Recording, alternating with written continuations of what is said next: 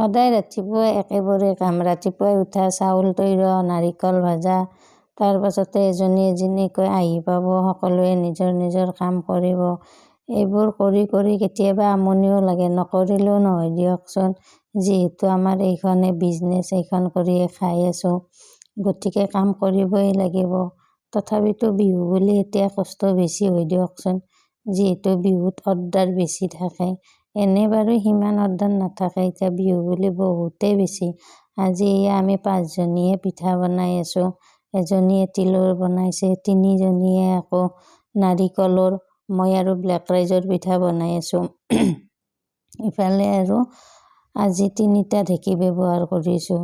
এয়া চাওকচোন কি ধুনীয়াকৈ আমি লাইন লাইনকৈ ইফালে এয়া 2টা ঢেঁকীত গুড়া খুন্দি আছে, 2টা ঢেঁকীত 4জনে। ইফালে আৰু এওঁ আজি নতুনকৈ আহিছে, আগতেও কৰিছে বাৰু, এওঁৰ ঘৰ UP-ত।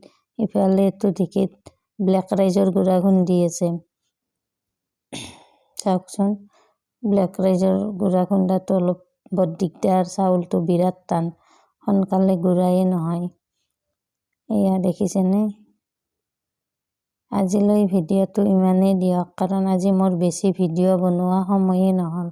যিহেতু ময়ো আজি পিঠাই বনাই আছোঁ, সেইকাৰণে বেছি ভিডিঅ' বনাব নোৱাৰিলোঁ।